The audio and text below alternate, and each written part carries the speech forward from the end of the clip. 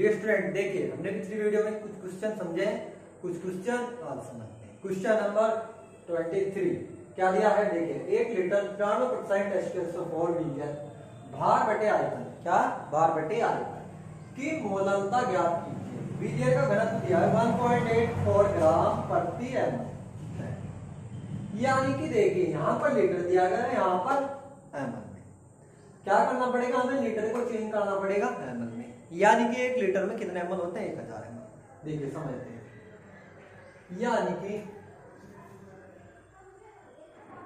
93% H2SO4 का अभिप्राय है कि, यानी कि 100 ml में कितना? 93 ग्राम क्या है? H2SO4। ml को लिया है क्योंकि आयतन दिया है, या तो हम लीटर में लेंगे या नहीं। देखिए 93% H2SO4 का अभिप्राय है कि 100 ml विलयन में H2SO4 की मात्रा।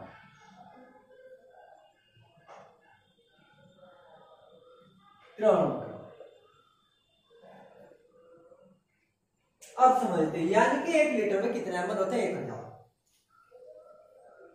1 लीटर बराबर 1000। 1000 ml विलयन में विलय H2SO4 की मात्रा कितनी होगी? यानी कि 1000 का 93% निकालते हैं। 930 ग्राम हमको निकालने हैं मोललता। मोललता का सूत्र क्या होता है? W/M capital W। Capital W विलायक का भार। अब हमको विलयन का क्या दिया है? घनत्व दिया है। घनत्व से हम आसानी से क्या निकाल सकते हैं? द्रव्यमान। इसका विलयन का निकालेंगे, विलायक का फिर आसानी से निकाल सकते हैं। देखिए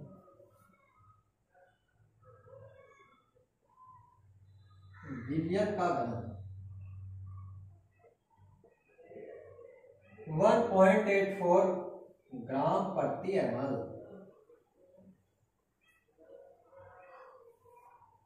घनत्व बराबर होता है द्रव्यमान बटे आयतन। द्रव्यमान निकालते हैं विलयन का, घनत्व गुणा आयतन। घनत्व 1.84 ग्राम प्रति मोल मल्टीप्लाई आयतन कितना? 1000 है।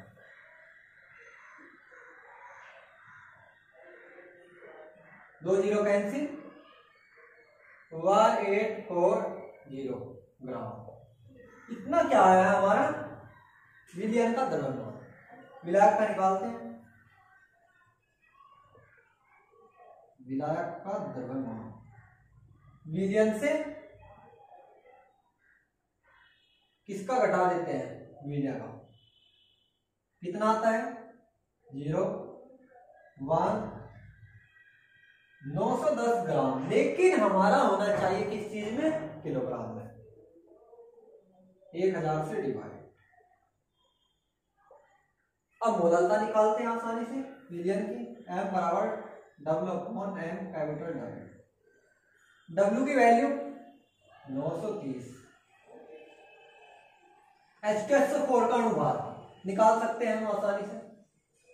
देखिए 2 हाइड्रोजन का 1 होता है, सल्फर का 32, 4 ऑक्सीजन का 16, 2 32 64, 4 2 6 और 2 8, 6 3 9, यानी कि 98। 910 बटे 1000 कैंसिल, ऊपर जाता है 930 गुणा 100, 98 बटे 51, 98 गुणा 51। काटते हैं, 2 चौक 8, 2 छिक 12, 2 पंजे 10, 2 से काटते हैं। अब क्या करते हैं? 49 की और 51 की मल्टीप्लाई, 9 4 नम 81, 9 चौक 36 और 8 44, 9 5 44 59, ऊपर की मल्टीप्लाई करते हैं 44 59, डिवाइड करते हैं, डिवाइड करने पर आता है 10.428 मोलालता n। दोबारा समझते हैं, देखिए हमको क्या दिया है, 1 लीटर, यानी कि 1 लीटर में 93% क्या H2SO4 विलियन, भार बटे आयतन की मोललता ज्ञात कीजिए। क्या ज्ञात करनी है, मोललता। घनत्व दिया है, घनत्व किस चीज में, ग्राम प्रति ml। देखिए समझते हैं, 93% H2SO4 का अभिप्राय यानी कि क्या है, 100 ml में कितना है, 93 ग्राम H2SO4। अब मैं क्या करता हूँ, 1 लीटर को ml में चेंज करता हूँ, 1000 में कितना होगा उसका, कितना निकालते हैं, 93%, 230 ग्राम क्या है H2SO4। उसके बाद विलियन का घनत्व दिया है, घनत्व से हम क्या आसानी से निकाल सकते हैं, विलियन का द्रव्यमान। द्रव्यमान निकालने पर विलियन का, विलायक का निकाल सकते हैं, विलायक का निकालने पर उसको किलोग्राम में चेंज करते हैं। क्यों, क्योंकि मोलालता में किलोग्राम में होता है विलायक का। अब फॉर्मूले में रखते हैं, कैलकुलेशन करते हैं, क्या आता है 10.428 n, n का मतलब मोलालता, इस मोल।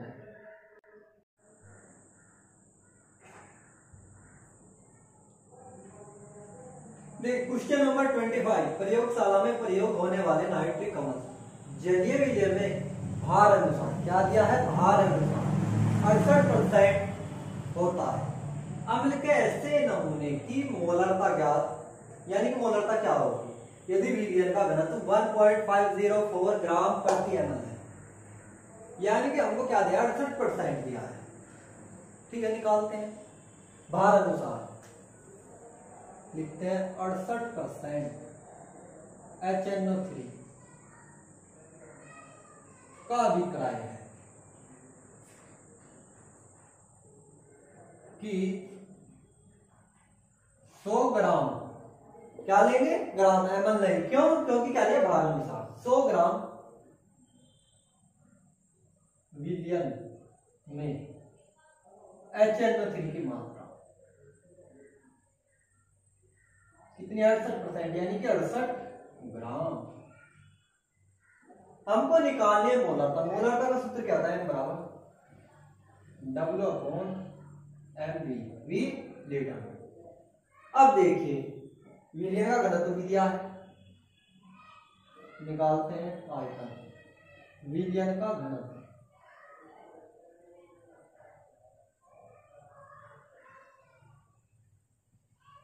ग्राम प्रति ml।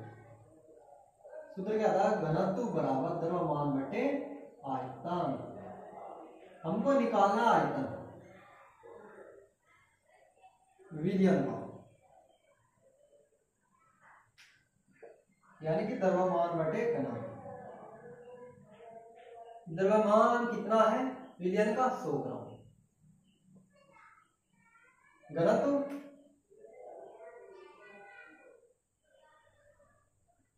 पॉइंट हटाते हैं, 0 पड़ा,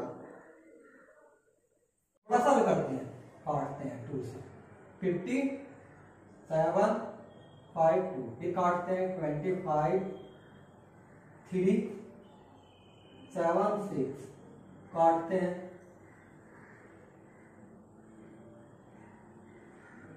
फिर काटते हैं 250, फिर काटते हैं 125, 25 के 125 की मल्टीप्लाई करते हैं, 31 25 47, 47 से क्या करते हैं, डिवाइड। देखिए मैं अपना टाइम बचाने के लिए करता हूं, क्या आता है, 31 25 को डिवाइड करते हैं 47 से, हमारा आता है 66.489। मैं लिख सकता हूं 6649, इतने हैं हमारा आयतन आया है, किस चीज का, विलयन का। अब देखिए मोलरता होती क्या चीज है, मोलरता W/mv इन लीटर। W की वैल्यू है मेरे पास 68, m की वैल्यू है HNO3 का होगा निकालते हैं। हाइड्रोजन 1, नाइट्रोजन का 14, 3 ऑक्सीजन का 16, 29, 16, 28, 8, 4, 12, 1, 13, 4, 1, 5, 1, 6, 63 आता है। 66.49 इसको चेंज करते हैं लीटर में, 1000 से डिवाइड लगाते हैं ऊपर की साइड आता है। कितनी जीरो है? 5।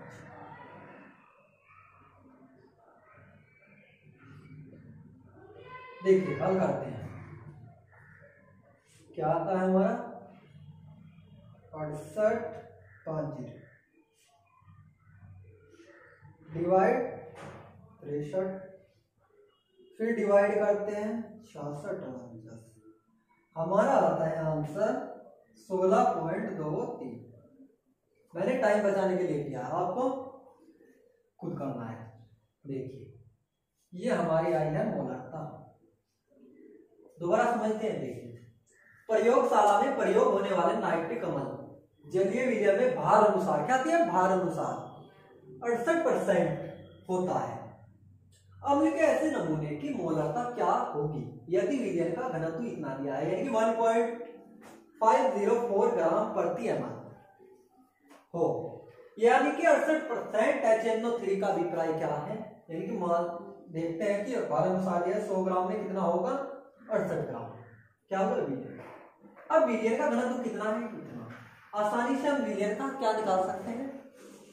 आयतन। द्रव्यमान कितना है? 100 ग्राम।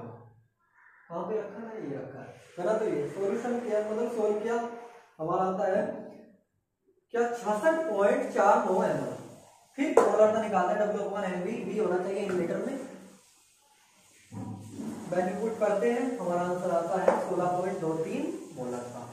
ऐसे हम क्वेश्चन नंबर 25 को सोल्व करते हैं। 26 ग्लूकोज का जल में एक विलयन 10% W/W है, विलयन की मोलरता क्या होगी? क्या ज्ञात करनी है? मोलरता। विलयन में प्रत्येक अवयव का मतलब होता है उसमें क्या होता है? विलयन में 2 पार्ट होते हैं, विलयन प्लस विलायक, दोनों का क्या निकालना? मोल प्रभाव ज्ञात करो।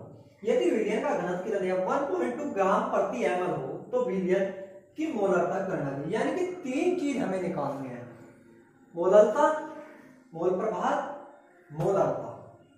देखिए W/W का मतलब है किस चीज में है? वेट दिया है, वेट ग्राम में, यानी कि 100 ग्राम में हमारा ग्लूकोज कितना है? 10 ग्राम। देखते हैं 10% W/W का अभिप्राय है कि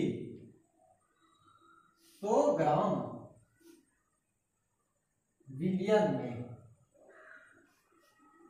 ग्लूकोज की मात्रा यानी कि विलयन की कितनी है? 10 ग्राम। अब विलायक की निकालते हैं, यानी जल की मात्रा। विलायक की आसानी से निकाल सकते हैं, विलयन से क्या करते हैं? विलय घटाते हैं। विलयन 110, हमारा आता है 90 ग्राम। अब मोलरता का सूत्र क्या होता है? देखिए विलयन की मोलरता W/N कैपिटल W इन केजी। W की वैल्यू दी है 10 ग्राम, N की निकालते हैं, यानी कि अणुभार, ग्लूकोज का अणुभार। कार्बन के 6 12 होता है, 12 हाइड्रोजन का 1 6 ऑक्सीजन का 16, 12 6 72, 12 16 6 96, 6 और 2 8 और 2 10, 9 10 17 यानी 180। W की वैल्यू रखते हैं 90, किलोग्राम में चेंज करते हैं, 2 जीरो से 2 जीरो ऊपर जाता है 59 81। अब 50 को 81 से क्या करते हैं, डिवाइड। देखिए क्या होता है, 50 को 81 से डिवाइड, हमारा आंसर आता है 0.617, यानी कि हमारी क्या है, मोलरता m। अब हमको निकालना है मोल प्रभार। मोल प्रभार निकालने के लिए मोल की संख्या भी होनी चाहिए। देखिए ग्लूकोज के मोलों की संख्या, यानी कि W/m क्या होता है, W/m, W की वैल्यू ग्लूकोज के लिए कितनी है, 10, m 180 ग्लूकोज का, या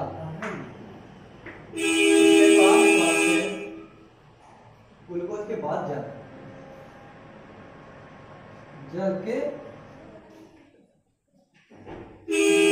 मोलों की संख्या, W की वैल्यू जल 90, जल का आता है 18 पंजे, ये आता है। अब हमें निकालना क्या है, मोल प्रभार। देखिए कुल मोलक संख्या,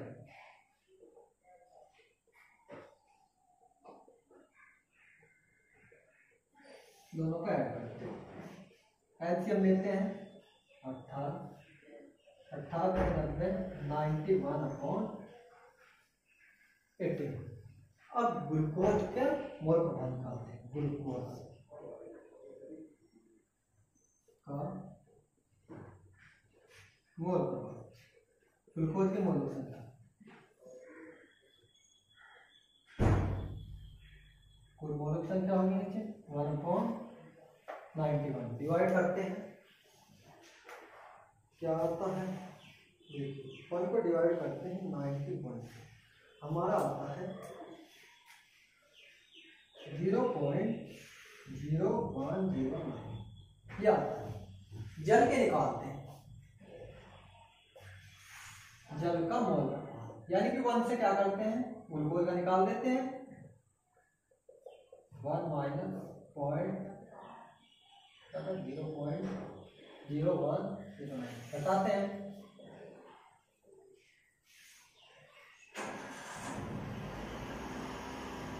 10 से कैरी लेते हैं, कितना बचता है, 9 से 8, हमारा 0.9891 मोल प्रभार आता है। यानी कि पहले हम मोलक संख्या निकालते हैं, फिर क्या करते हैं, ग्लूकोज की मोलक संख्या, मोल प्रभार सॉरी, ग्लूकोज के मोलक संख्या, कुल मोलक संख्या कैलकुलेशन करने पर आता है। जल का मोल प्रभार वैसे भी हम निकाल सकते हैं फॉर्मूला, यानी कि जल के मोलक संख्या अपॉन इसकी कुल मोलक संख्या, ये हम क्या कर सकते हैं, 1 में से घटा सकते हैं, क्योंकि विलयन में दो चीज होती है, विलय प्लस विलय। हम क्या करते हैं, 1 से घटा देते हैं एक पार्ट को, दूसरा पार्ट आसानी से निकल जाता है। देखिए अब निकालते हैं क्या, मोलर, कैसे, मेरे पास W की वैल्यू यानी कि विलय का भार भी है।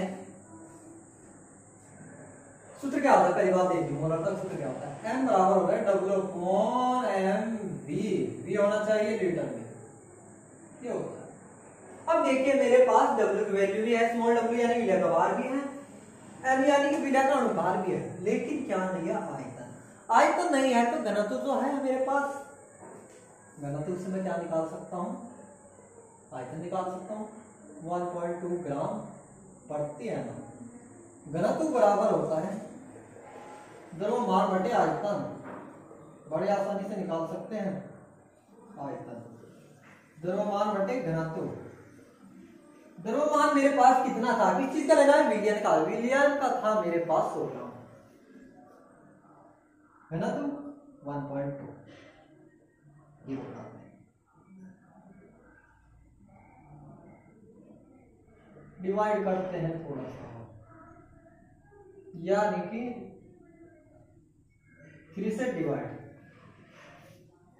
3 × 24, 8 बचते हैं 10, फिर 1 बचता है, क्या कितने ml आता है।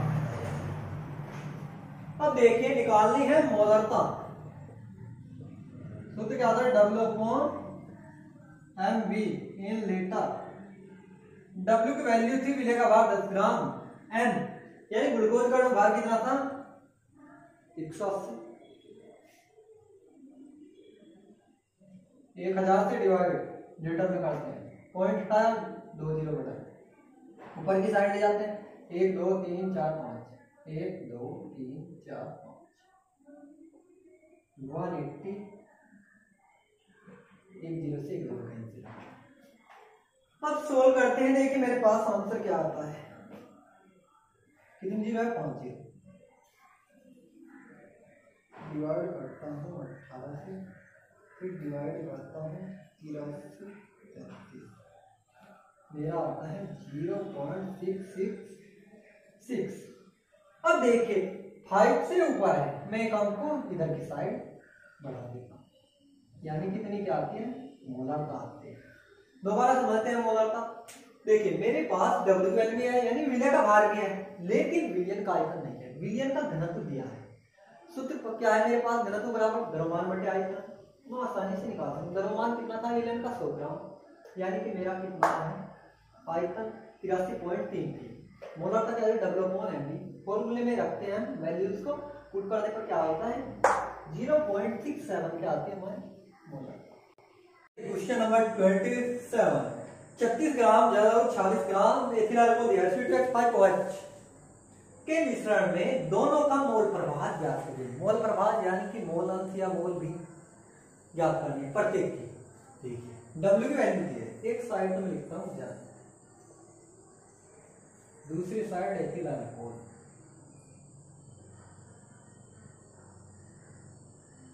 जल का सूत्र होता है H2CO2H5OH।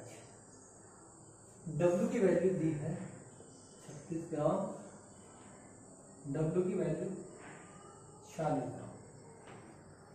अब देखिए मोलों की संख्या निकालनी पड़ेगी, आवश्यकता पड़ेगी, यानी m का मान निकालना पड़ेगा। अनुपात जल का 2H का 1 ऑक्सीजन का 16 18 होता है, फिर एथिल अल्कोहल का 2 कार्बन का 12 हाइड्रोजन के 5 1 6 ऑक्सीजन के 1 16 24 6 30 40 हो जाता है। मोलों की संख्या निकालते हैं जल के मोलों की संख्या, यानी कि W कौन होता है m। W की वैल्यू 36, सोल्व करते हैं 2 आते हैं। उसके बाद एथिल अल्कोहल के निकालते हैं मोलों की संख्या। एथिल अल्कोहल के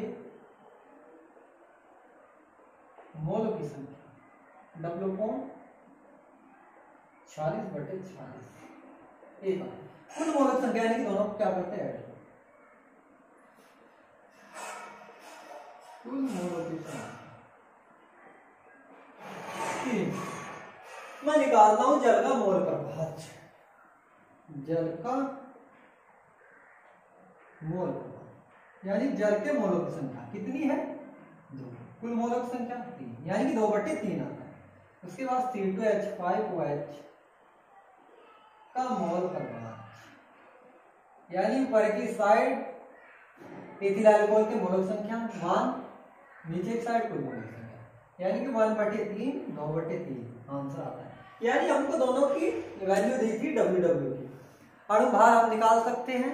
उसके बाद मोलक संख्या W/m, फिर कुल मोलक संख्या, क्योंकि नीचे की साइड हम क्या रखते हैं कुल मोलक संख्या। अगर हमें जल के निकालने ऊपर की साइड जल के, अगर एथिल अल्कोहल के तो एथिल अल्कोहल, जिसके पूछते ऊपर की साइड उसके नीचे की साइड, टोटल हमारा क्या आता है जल का मोल प्रभाव क्या 2/3, एथिल अल्कोहल का 1/5।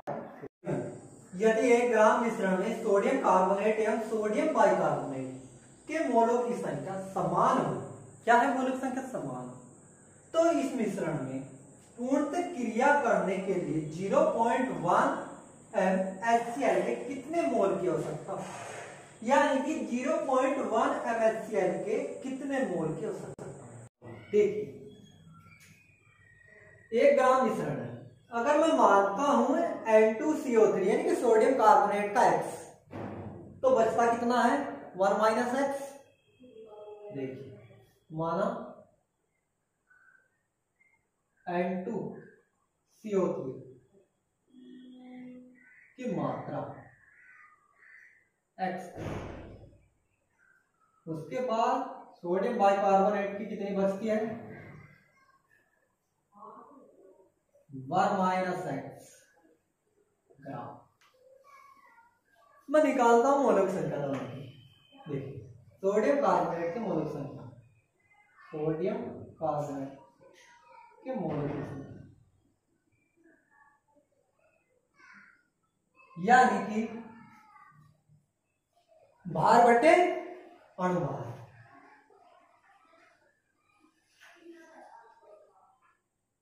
भार कितना है मेरा x, अणुभार में निकालता हूं।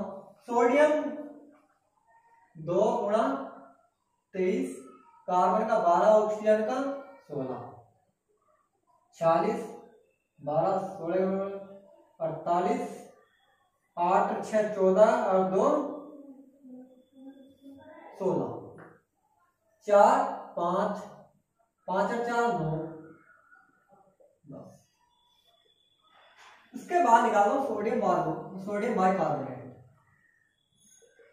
के मोलों की संख्या 1 माइनस एक्स। सोडियम बाइकार्बोनेट का निकालते हैं 23, 1, कार्बन 12, 3 गुणा 16, 24, 12, 48, 36, 8, 6, 14, 4, 3, 7, 8 यानी कि 84।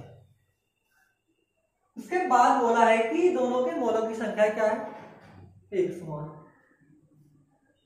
प्रश्नानुसार दोनों को बराबर रखते हैं।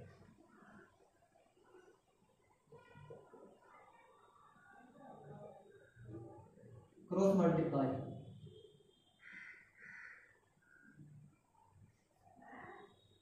इधर लेकर आता हूं।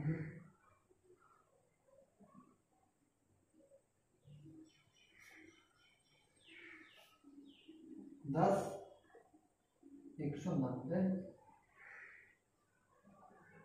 106 बटे 190 सोल करते हैं 53, कितना आता है 2 9 18 95, 53 को 95 से डिवाइड करते हैं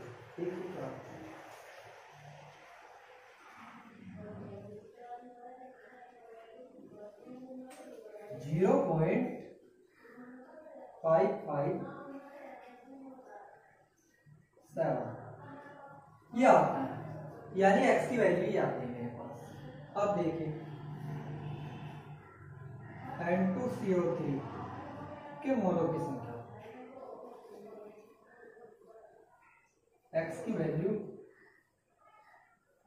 v है 106, 106 से मैं डिवाइड करता हूँ इस वैल्यू को, क्या आता है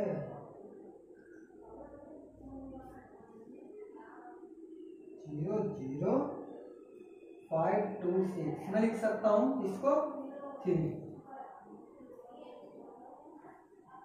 उसके बाद मैं देखता हूं सोडियम बाइकार्बोनेट की, सोडियम बाइकार्बोनेट x की वैल्यू रखता हूं 1 माइनस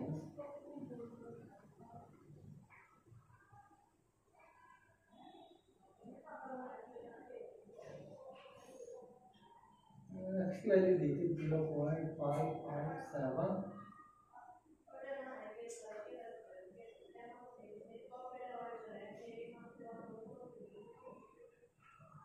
कैरी लेते हैं 10 से 7 गए 3, 9, 4 बचता है 4 बचता है, ये आता है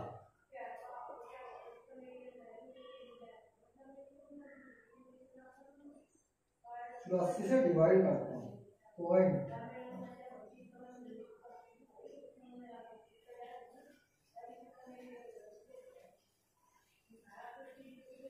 आंसर आता है 0.00527। इधर बढ़ा सकता हूं मैं, क्या लिख सकता हूं 0.0053। दोनों के मोलों की संख्या क्या है एक समान है। यानी देखिए दोबारा समझते हैं यहाँ पर। सबसे पहले मैं x मानता हूं क्योंकि सोडियम कार्बोनेट की 1 माइनस एक्स करता हूं सोडियम तो किसकी, सोडियम बाइकार्बोनेट की। फिर मैं क्या करता हूँ, मोलक संख्या निकालता हूँ, अनुभाग निकालकर परस्पर अनुसार दोनों की मोलक संख्या इक्वल है, यानी कि हमारे मोल क्या है, इक्वल आए। अब निकालना है इस मिश्रण में पूर्णतः क्रिया करने के लिए 0.1 MHCl के कितने मोल एमल की आवश्यकता होगी, यानी कि कितने एमल की आवश्यकता होगी। क्रिया करानी पड़ेगी हमको HCl से। देखिए पहले मैं कराता हूँ सोडियम कार्बोनेट की, N2CO3 प्लस HCl बनता है NaCl plus H2O plus carbon dioxide.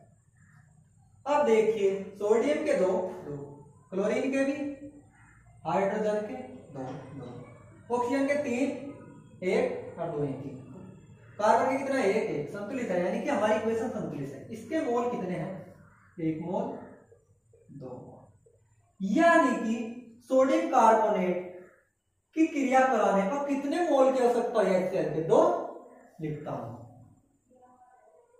1 मोल N2CO3 के लिए आवश्यक HCl कितने मोल, 2 मोल। अब मेरा क्या था, पीछे कितने मोल आए थे मेरे, 0.0053, इतने मोल आए थे। देखिए इतने मोल के लिए जो सोडियम कार्बोनेट थे, इतने मोल के लिए कितने HCl की आवश्यकता होगी, क्या करूं मैं, एक के लिए इतने, उतने के लिए 2 से क्या कर दूंगा, मल्टीप्लाई 0.0053 मोल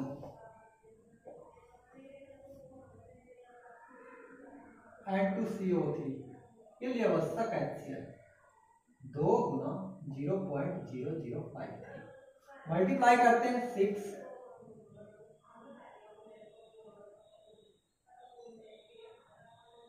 इतने आते हैं, यानी कि 0.0106 इतने HCl के हमें आवश्यकता होती है, इतने मोल। उसके बाद हम क्रिया कराते हैं सोडियम बाइकार्बोनेट HCl से, बनता है NaCl plus H2O plus CO2, यानी कितने मोल हैं, 1, यहां पर 1 मोल सोडियम बाइकार्बोनेट के लिए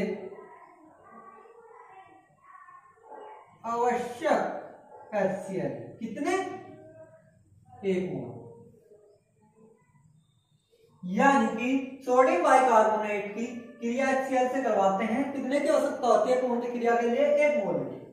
अब देखिए सोडियम बाइकार्बोनेट के भी इतने ही मोल आए थे, इतने मोल के लिए कितने की आवश्यकता होगी, 1 के लिए इतने की, इतने के लिए उस 1 की मल्टीप्लाई उससे करना,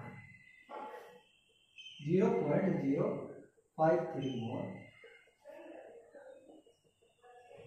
HCl।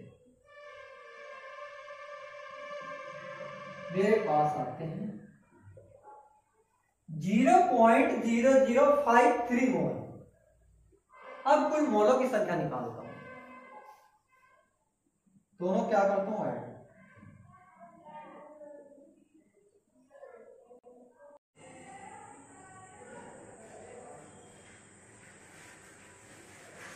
देखिए दोनों का ऐड करते हैं, 0.0106.0053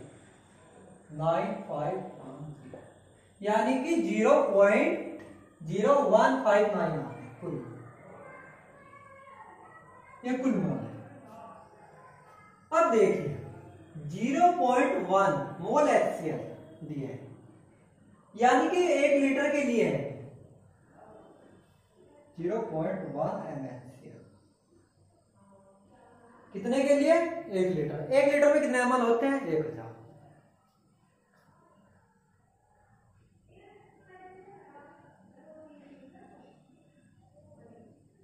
आवश्यक है बराबर 1000 ml। 1 मोल के लिए कितना होगा, क्या करते हैं, नीचे की साइड करते हैं, 10,000 आता है। मुझे निकालने हैं कुल मोलों के लिए 0.0159, इतने के लिए क्या करता हूं, मल्टीप्लाई करता हूं।